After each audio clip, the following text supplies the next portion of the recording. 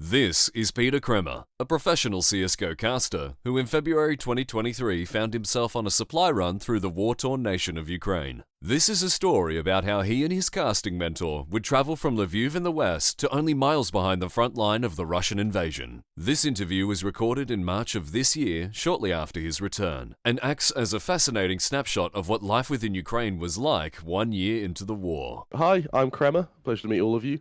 I'm a pro esports caster, so no military experience. I played Tarkov a few times, and that's essentially my military experience. The guy who taught me how to cast, who taught me absolutely everything, from how to negotiate, how to cast properly, how to take notes, how to prepare. He taught me everything. He went to Ukraine to fight at the sort of day 3 of the war, and recently he came back with PTSD. He then has to return to Ukraine to sort out stuff with his apartment and to get properly discharged from the military. And so I went there both to keep an eye on him and to make the trip more worthwhile, you could say. I picked up as many medical supplies as I could physically carry and then just took him over. There's 2 ways to get into Ukraine at the moment. You can go through the Warsaw way or you can go through the Krakow way. The Warsaw way is a little bit further north. It's also cancer, from what I've been told. Like, it is truly rough. We crossed at Krakow instead, a bit further south, but you're still sort of aiming to get to Lviv, which is it's about an 8-hour coach. And so took the 8-hour coach, got to Lviv, and the first sort of 5 miles of Ukraine was just chock-a-block, literally. They have a separate lane for lorries. You have 3 lanes: lorries, cars, coaches. As the coaches, thankfully, was the smallest lane. The lorries, there was traffic jams that went for like kind of what felt like about 20 minutes. Like, it felt like about 10 miles or so of just chock-a-block. Especially when we entered. I believe it was the 13th, if I'm not mistaken. And so we were sort of amping up to the 1-year anniversary of the war. And of course, as I'm sure you're all aware, we were expecting some fairly big attack sort of around the country by Russia for the 1-year anniversary, whether that be drones, missiles, not fun stuff, essentially. And so we went through the in road, which was relatively clear. The out road was just, I couldn't see the end of the traffic jam. You know that really famous video of LA traffic? And it's just those miles of headlights? It looked just like that. And what's also interesting is the area between Poland and Lviv, that sort of, that blank area, sort of like a 2-hour drive, the houses there don't get repaired because the people were closest to the border, so they were able to get out the second things got hairy. So any stray drone or anything like that that's hit these buildings just doesn't get repaired. And so from like minute 1 you're in Ukraine, it looks like a war zone. Then as you get closer and closer to Lviv, it looks more and more like a functioning country. When you get into Lviv, it's just like any Eastern European city. Get to Lviv, get off the bus. I'm about 1 toke into a cigarette, having got off the bus, air raid sirens across the whole city. It was like first like 10 seconds in Ukraine, and it's just air raid sirens. That went on. Luckily, nothing hit near us. I think it was another part of the city that got hit. But that was sort of what happened. Lviv, we stayed in one of those, those Japanese pod hotels?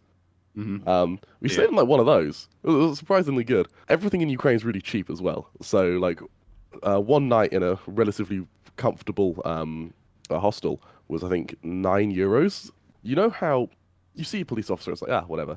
When you see loads of police officers, it's kind of weird. You're used to seeing so many in one place. Exactly the same for soldiers and guys in uniform. You can go out and just look around, and in every spot of peripheral vision, there's a soldier or a guy in uniform. And it's weird seeing them out of context, if that makes sense. And all of them look hard as fucking nails. As of with the guys who defended Mariupol, so surrounded for 2 months. They were living in the sewers to avoid all the shelling. They were like fighting building to building, room to room. Like, that's fucking mental. All of them who got captured were instantly told they're going to be killed by the Russians. Eventually, prisoner exchanges and stuff, they get let out. As of hard as nails. Like, you see them, you're like, if you make eye contact with them and live to tell the tale, you've done a good job. And so I was in Lviv, and in Ukraine, you have to pay to use the toilets. Something else to mention as well is in Eastern Europe, say you go to Bulgaria, Poland, Lithuania, they all say they can't speak English, but they kind of can. In Ukraine, it's just no English. And so yeah, I had to do like lots of gestures for them to like point at all these Rivna that I have like fanned out for them to like tell me how much it costs. And so finally got into the toilet, and yeah, doing as any man would after an 8-hour bus ride. And 3 guys from Azov come in. One guy literally just goes to the door and just does this. Just doesn't let anyone else in. The other two guys goes to my fucking left and right on the urinals. Literally stopped midstream. Fucking didn't wash my hands. Fucking out of there. And that was the only interaction I had with Azov my entire time there. Yeah, they fucking look scary. Your Like, mistake it really was did look scary. Your mistake was going in the middle urinal, man. You need to have Here's the thing. thing. In my thought process was, I've got the toilet for myself. Let's spoil ourselves. You know, this is like always in the corner. I'm like royalty here. So, Am I getting this mixed up? They're like legitimate Nazis, right? Yeah. So, that's, as far as I understand, yes. yeah. So they were. I think it was 2016. They were accused. They actually did have a Nazi in their sort of higher ranks. He was kicked out, but the reputation sort of sticks. They since then have just been accused of being Nazis. We decided to delve a little deeper into the Azov battalion following the interview. Speaking in 2022, Michael Colborn, who wrote a book about Azov, said that he, quote, wouldn't call it explicitly a neo-Nazi movement. As mentioned, the battalion seems to be an ultra-conservative nationalist organization, which is about as far as you can go without explicitly running into Nazi territory. Although there are members within Azov who have explicit Nazi views, the war in Ukraine has diversified and united its ranks, something a common enemy tends to do. We can't pretend that there isn't a Nazi problem within Ukraine, but we should also point out that the Nazi movement has a similar presence within Russia, delegitimizing Vladimir Putin's justification for war. Every other Ukrainian soldier I met was sort of you have brothers, then you have like battle brothers, and it's hard to describe until you see it. Anyway, in Lviv, scared by Azov, finally got on my train. 12-hour train to go from Lviv to Odessa, and the compartment, from the looks of it, is about half the size of Cullen's room. So, not a big compartment for 12 hours in close proximity with another fella, and that's how I spent my Valentine's Day. Yeah, I got to Odessa, unloaded everything. Coffee in Odessa is fucking S tier. Like, it is incredible. I would also emphasize, though, the shitter the stand looks, the better the coffee. If they're selling coffee at like the back of a white van, it's incredible. If it's like a big special cafe where they kind of fuck around with it a bit, then it's all right. It's still very good, but doesn't hold a candle to the white van of coffee, man. Right, so yeah, got to Odessa. As you know, Odessa is a port. It has these huge ports. It's like most of the city. At night, when we couldn't sleep, look out over this port at night. And I remember, I think it was like day 2 or day 3. I was, in my underwear, just like couldn't fucking sleep. So I just look out the window down to like these railway lines, and there's like all these APCs, like T-60s, tanks being loaded onto this fucking convoy, and one of the soldiers on the fucking train look up at the window and see me, and I quickly scurry away thinking, I shouldn't have fucking seen that, boys. So, went back to bed and waited for the equivalent of the KGB to find me. But no, it was all fine and dandy. So, the first soldier we met, call him John. So John was he was a soldier in this unit who were fighting Kherson, and this unit was people from Kherson, from Mykolaiv, from Odessa, so they all knew each other. And there was this 20-year-old kid. Bear in mind, these soldiers' average age is sort of late 30s, and there was this kid who was 20, and so they were constantly looking after him and stuff just outside of the war. War breaks out. This kid's going, I really want to join your unit, I want to be with my friends, I want to, even though it's dangerous, I realize that, but it's war, I want to do my bit, I want to be with my friends. And after sort of 6 months of bureaucracy, he finally gets to join them. He's with them for a week before he's killed. Oh my goodness. Literally just piece of shrapnel straight through the helmet.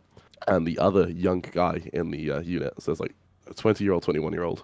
As you can imagine, the other guy's fucking devastated. The secondary objective for this unit essentially was to look after the young guy who, isn't going to take the death of his friend at 21 badly, or isn't going to take it well, even. And so, this kid, beside himself, which meant, however, the guy we were talking to, John, he now is going to be the gunner of a Dashka, which is like, it's a 50 cal, so it's like the Eastern European equivalent of an M2 Browning. Now, a Dashka can go through the plating of a BMP-1 and BMP-2.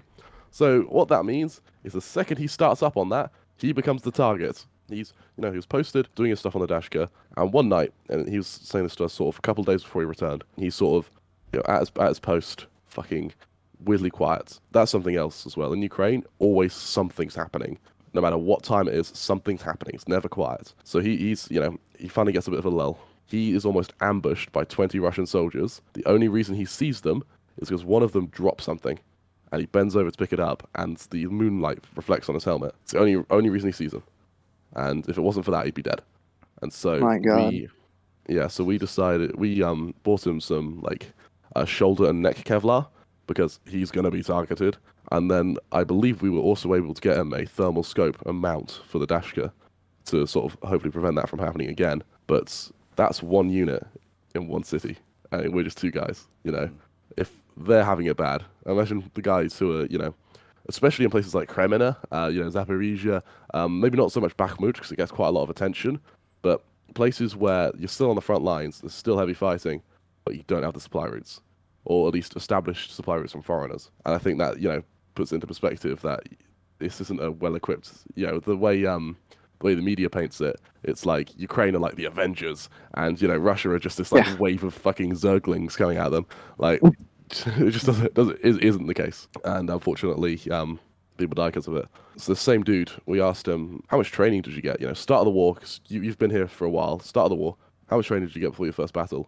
And he went, fucking zero. His first battle was, I think, 3 days after he signed up, and he had to go through this like forested area into some farmland. And as he goes into this farmland, just the entire fucking horizon opens up on them. And so he dives into this, you know how in farmland you have these like reservoirs for water? Yeah.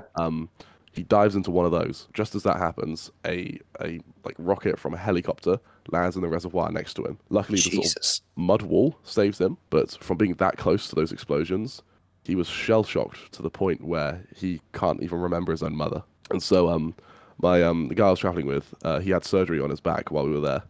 Sort of unrelated reason. While we were in the waiting room for him, me and this dude, turned out he played Dota before the war. So I was like, hey, I'm an Esports Caster, I've done Dota. And so we sort of bonded over that. And he was telling me, you know, can't remember his own mother. He was going, Kremer, I remember you. You're my Dota guy.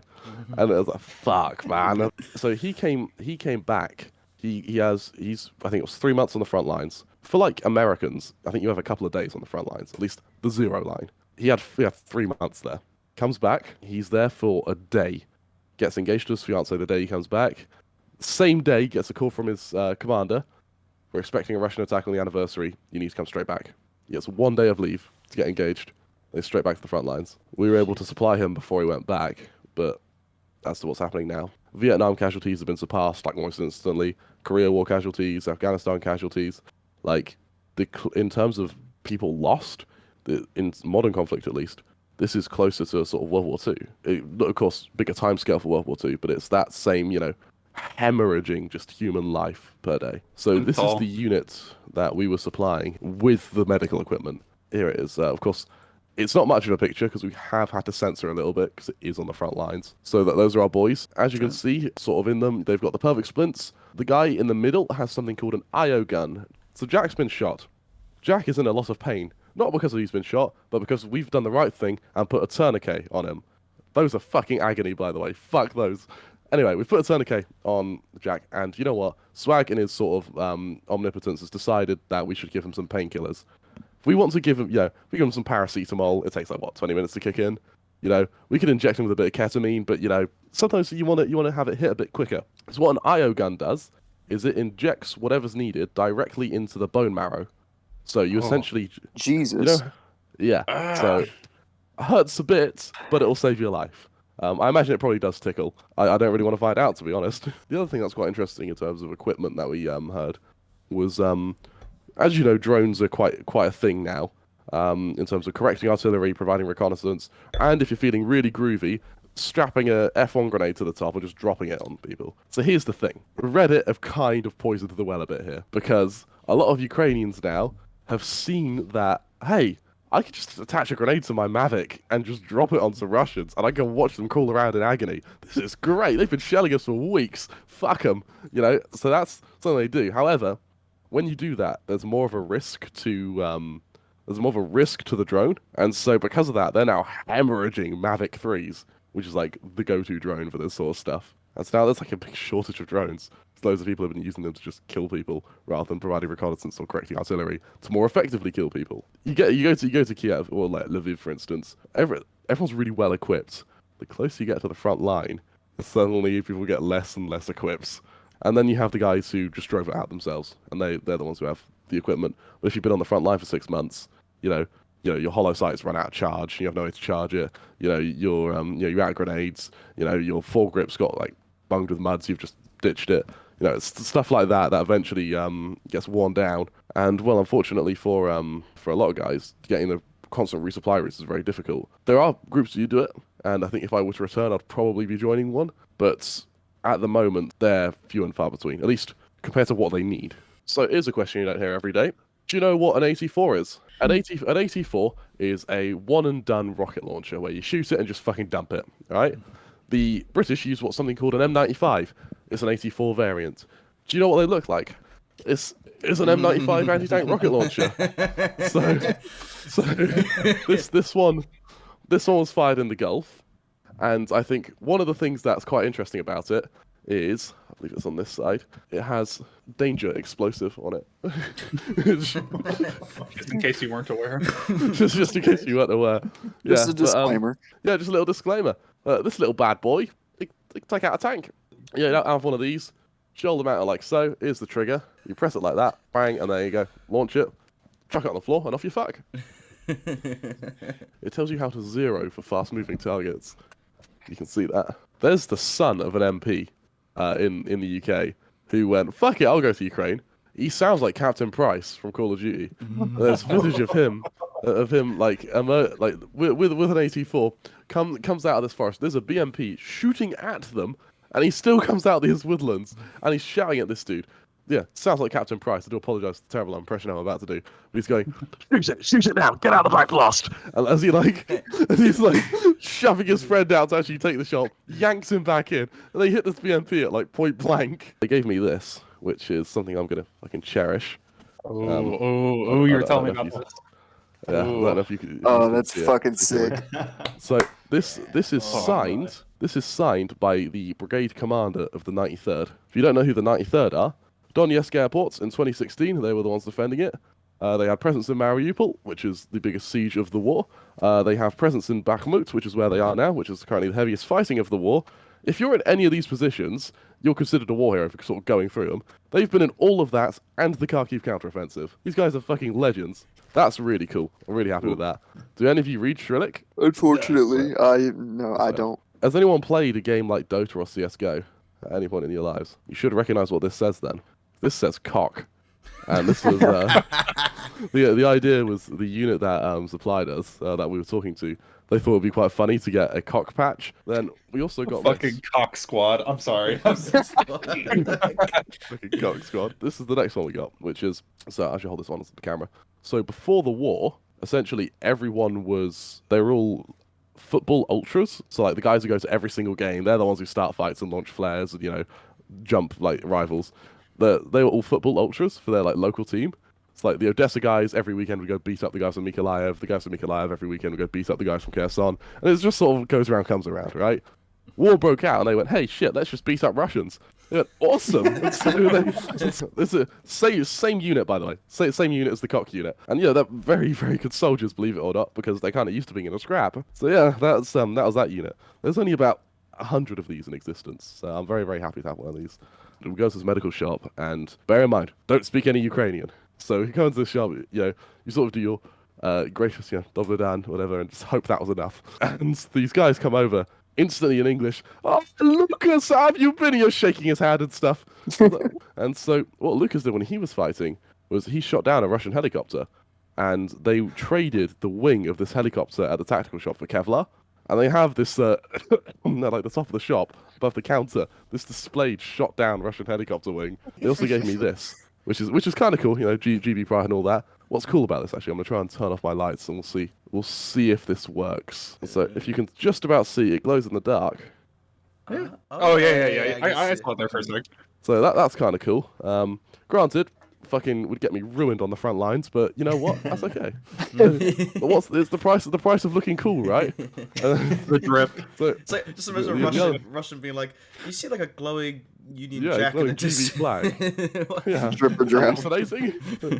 Then we have this, which is just standard Ukrainian army patch. So again, very, very happy to have all of these, especially that flag, especially thing with the football hooligans. I remember you telling me about the moment when you met a bunch of Americans there. And we met the Christians. Yeah, you man. gotta fucking share that story too. Absolutely. Oh, how Yeah. can I forget this? We're in a tactical shop, right? When you're in somewhere that's a bit dangerous, you start paying attention to everything. And so, on the radio, you know Sympathy for the Devil by the Rolling Stones? Great song. That started playing, alright? Key factor of this story, okay? And so, that starts playing. And of course, I've only heard Ukrainian for the last, week and a half. So, I hear English. Like, oh? Come up to these guys and go, you don't sound like the natives. Where are you from?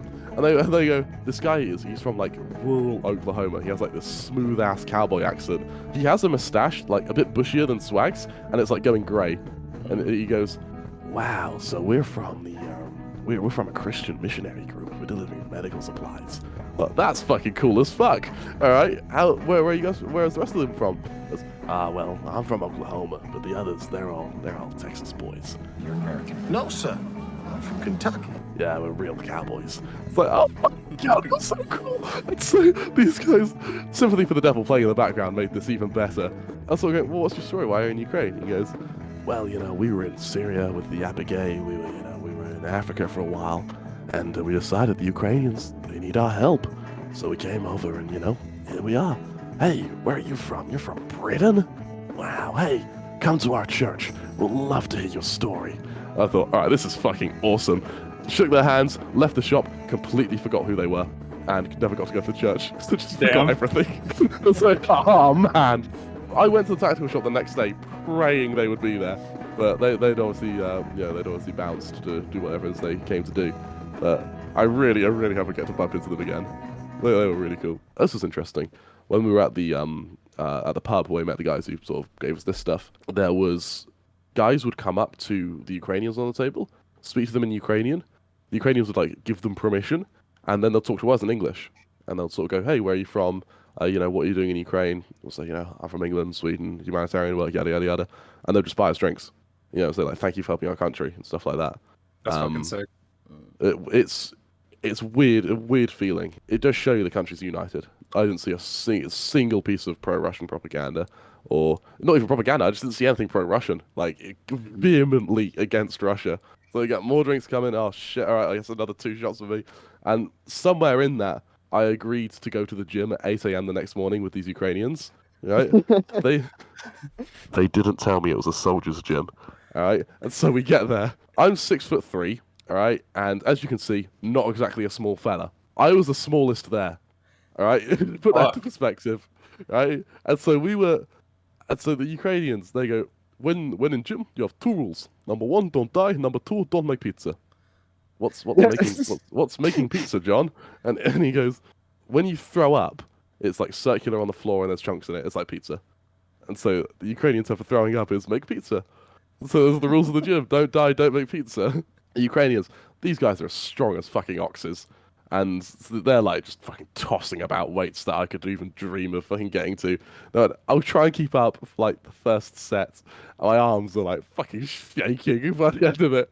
And he goes, "You need lighter weights?" he goes, "It's okay, it's normal." And then every time we'd have to lower the weight again, he would go, "It's okay, it's normal."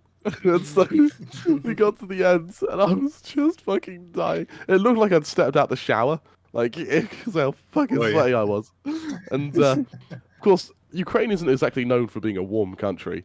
So we came out, especially in February. So we came out into the Odessa cold, and I was just stood like this, just T-posed. It was fucking lovely. But if you're planning on this is like a PSA if you're going to Ukraine, all right? If you're going to Ukraine and you think you're fit, fucking you're not, all right? The only people who are fit enough in Ukraine are those who have already been there for a long period of time. Until you can run 5 kilometers with about 80 kg at a jog without stopping, until you can do that, you're not fit enough, and you just have to suffer. So there's a guy whose call sign is Santa, who I really wanted to meet, and he's some dude in his 60s. He was like, "How do I spend my retirement? Let's help in Ukraine." And so he's gone to Ukraine, and his call sign Santa because he has this big white bushy beard, and so he delivers presents, aka ammunition, and so that's his Santa's thing. not fucking around this Christmas. Yes. Even Santa's on the side of the Ukrainians. I might become one of Santa's little helpers. If not, we'll see.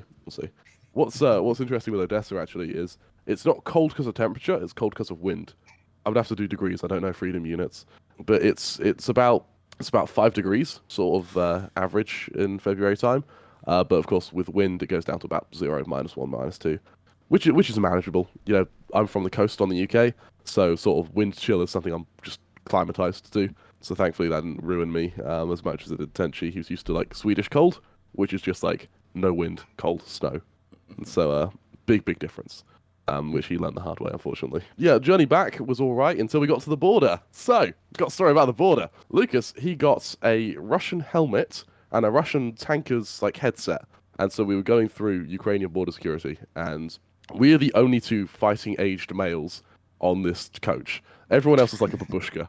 When you leave Ukraine, you go through 2 customs. You go through the Ukrainian customs, then the Polish customs, within like 5 minutes of each other. And so because we definitely stand out next to everyone else, because you know Lucas is in uniform, I'm in leather, like very clearly, you know, just not with the babushkas. And so as we're going through border security, show English passport, show Swedish passports, and we get surrounded by like 5 guys with AKs. They're like military police, and they like pull us. They literally go, door, boys into a corner. It's like, oh shit. I wonder what Ukrainian prison's like, boys. Something else to mention as well is in the safe house, as you can imagine, there's a bit of ammo. I've been fucking around with 300 Winchester, mate, like a 300 Winchester clip. I've just been like playing around with the bullets because that was my fidget toy, and I completely forgot if I'd put a bullet in my rucksack or not.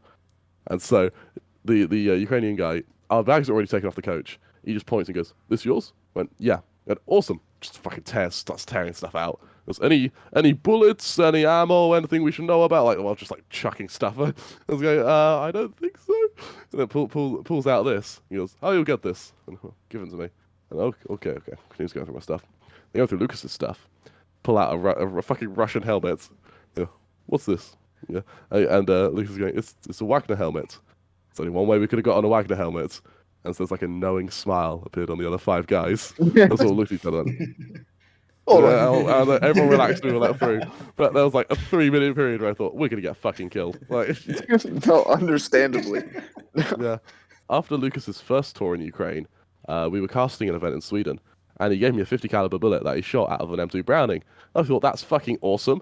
I'm going to convert this into a shot glass when I get back to the UK. You know, I'll hollow it out or weld it down. It's going to be fucking great. It's pretty sick, yeah. Of course, I was so wrapped up in this idea, I didn't think of the sort of optics of trying to get a bullet from Sweden back to England. My thought process was, if I put it in a clear bag, like you do with the liquids, and show this is very much a fired bullet, maybe it'll be okay. And the look the Swedish customs gave me, well, I'm like, gunpowder residue on it will make it taste better. Of course, when you explain, no, it's okay, it came from Ukraine, that doesn't make it any better. And so they went, look, we understand you're just stupid. So what we'll do is we'll run a gunpowder residue test on it. And if it's got gunpowder on it, we've got to take it. It's just been fired in Ukraine, and I just didn't think to wash it. Like, see, the fuck washes your ammunition. It's so it was like the most positive yes on gunpowder they've had in Scavster Airport, and they just fucking went, yeah, we got to keep this. So they kept my fucking bullets. So yeah. Turns out getting ammunition across international borders is really fucking difficult. Interestingly enough, I probably will be going back. And so what I did here wasn't very dangerous. We had like a drone landed like 700 meters, but that's like almost a mile away. And so compared to that, if I were to return, it would be with these guys, and we would actually be going to the front line to deliver stuff. It would essentially be fetch and carry. Yeah, I think before I go back though, I want to do CLS and BLS, which is basic life-saving, combat life-saving. I'm going to kind of pick your brain here. You landed in Ukraine, essentially, Yep. Boots on the ground. How did your perspective of what was going on like shift from before getting there to landing to then leaving? As in, were you terrified when you were getting there, or were you like, how would your emotions change essentially? I'd be lying if I said I wasn't scared, and I think if anyone said they weren't scared, they were probably bullshitting you. Especially because we knew we were going to be in country on the anniversary, and you know everyone in Ukraine was saying probably going to have a rough night. And so I was a little bit worried about that. Once I actually got into Lviv and we sort of saw Ukrainians, we sort of heard them speak language, saw how kind of relaxed they are. that helped relax me a lot. You feel really safe, like walking the streets in Odessa. Maybe it's because the police have AKs. That probably helps quite a lot. But yeah, I felt safer walking the streets there than I did in than I do in Hampshire at times. So really, really cool stuff. Nature of my job, I travel a lot anyway, and so 2 weeks from home, done that already this year. However, when you have rough days, for instance, when we were hearing about John's stories about how this young guy is killed, that makes you really homesick. Like it's hard to describe, but it fucking hits different. So I had like 2 or 3 days where I was really fucking homesick. Then towards the end, my Ukrainian was getting a bit better. My fitness was certainly getting a bit better, and sort of Lucas, his back was getting better, so we could do more stuff. I think sort of final 3 days in Ukraine were days where I could see myself living there. Even it was actually in those final 3 days, a drone landed like within 1,000 meters of us, and that was, didn't bat an eye.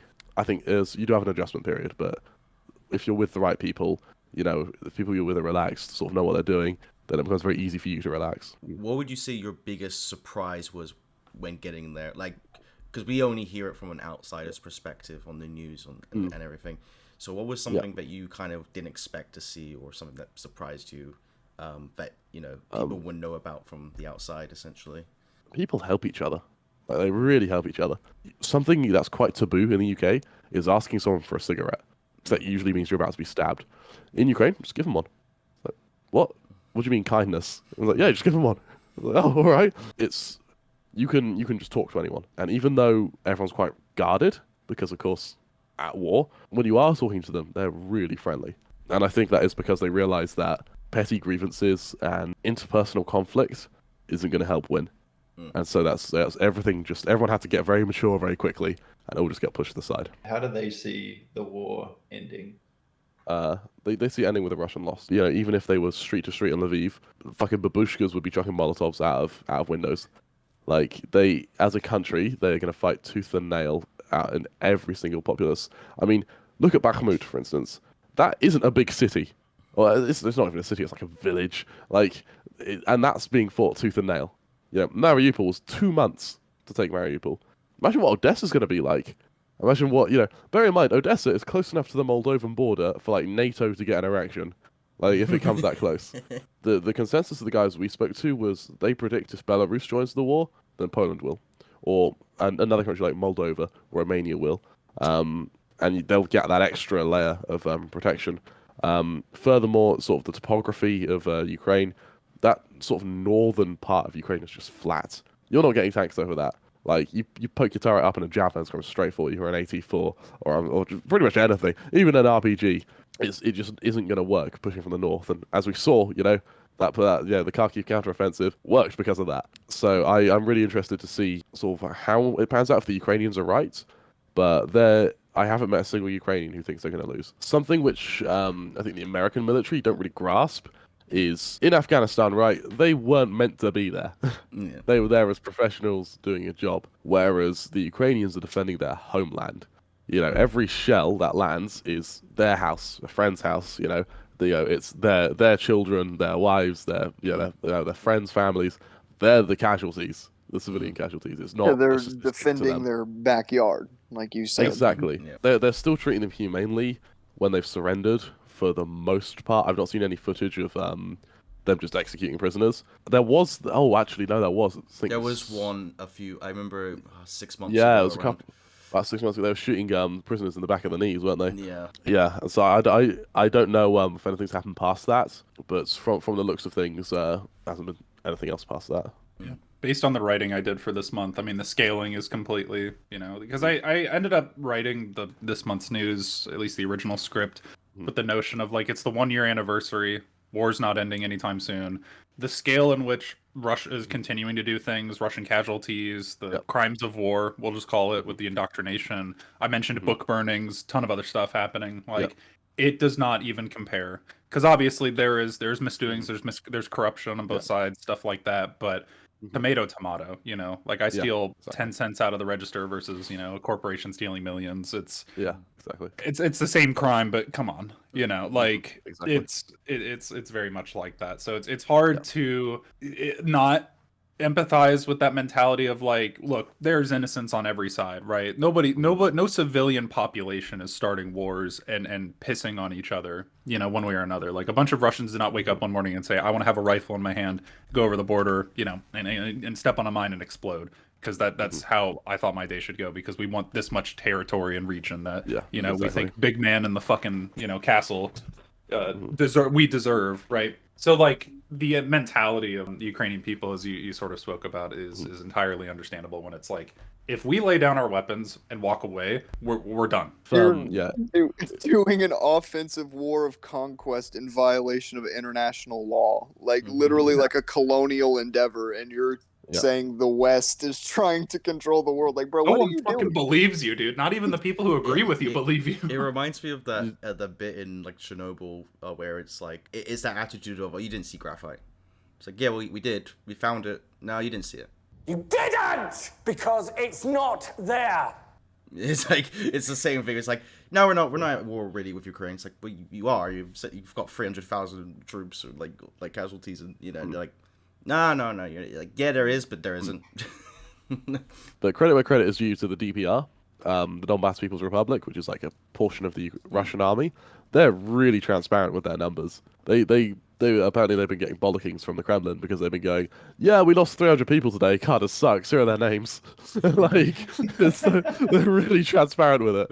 How would you describe the difference in mentality between the civilian population in Ukraine versus a country like where you're from, the UK? So I spoke to 2 Ukrainian sort of civilians in depth. Lucas was getting a haircut and he was taking like, I'm not sure, like fucking an hour and a half. But I was freezing my tits off outside, and so I forgot to bring my cigarettes with me. And so I asked a local for a cigarette. Of course, I don't speak a lick of a Ukrainian in terms when it comes to cigarettes. My way of asking for a cigarette, right, which is universal, works in all countries. That's my tip to you. Is this. And so they were just, and so this dude gave me one. Didn't take the cash, and we were talking through Google Translate, like just on Chrome. So I'll type in my message, it'll translate. Pass it to him, he'll type in his message, it'll translate. And he's just some dude who was working there. And he asked, you know, what am I doing in Ukraine? The whole like humanitarian shtick. You get asked that a lot. You're a foreigner. Fuck are you doing here? And then when you say I'm on your side, it's something everyone like eases down. I think if I said I was a journalist, I'd have got really different answers. There was an interview I saw with a British soldier, and he was on the front lines, and he was talking about how there were some Americans there. They were getting shelled. They went, we need air support. And all the Ukrainians went, air support? We're lucky if we get a tank. Like, and so that was something he giggled out for the entire stay he had in Ukraine. It's the idea that the Americans thought they were going to get air support. This guy was talking through Google Translate, got my contact details, and we, still in contact. So he can practice his English, I can practice my Ukrainian. Just a friendly guy, right? That was just a random on the street. I came back to the UK, and on the drive back from Stansted, it's a fucking tough drive to get back to where I am. So I pulled in some services, and because I've been speaking Ukrainian pretty much constantly for the last like 2.5 weeks, we got some fast food. I can't even remember what it was, but I got the food and went Dorsha Jakuyo as we were walking out, and literally just some random person in the restaurant went, "You foreigner cunt!" I swear.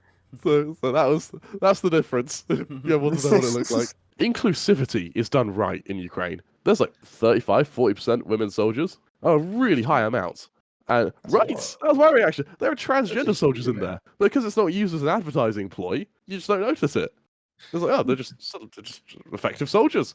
What Azov did when Mariupol was surrounded is they put out like just an Instagram post that said, if you want to join Azov to try and break free our regiment, here's how you get in contact with us. However, if you're hesitant about joining us, it's not for you, don't join. If you know you want to join, you know this is for you, contact this number. Remember, this is probably a one-way trip. And it was open to anyone, men, women, young guys, old guys. And they took them in, trained them. Good soldiers now. Why, like, to Ukrainians, why do they think Vladimir Putin decided to invade? Like, what's their reasoning behind it?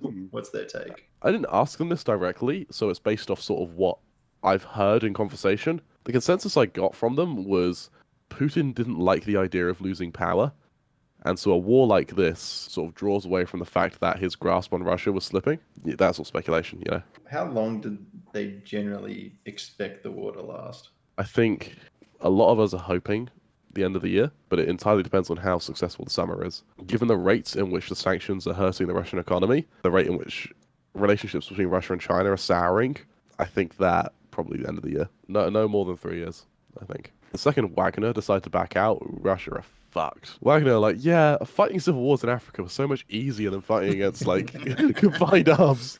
The Ukrainians you talk to, would they accept a peace deal? It's a no to everything up until all old territory back, Crimea back, and Russia pay war every month. Anything less than that, no, because they know they're going to win. So why take the peace deal? No one there has any doubt in their mind that they're going to lose this. They made their fuck ups very early in the war, so like you don't let politics decide your tactics. And Ukraine tried it, didn't work. They've adapted. Doesn't happen anymore. If you surrender, you can be exchanged for Ukrainian prisoners.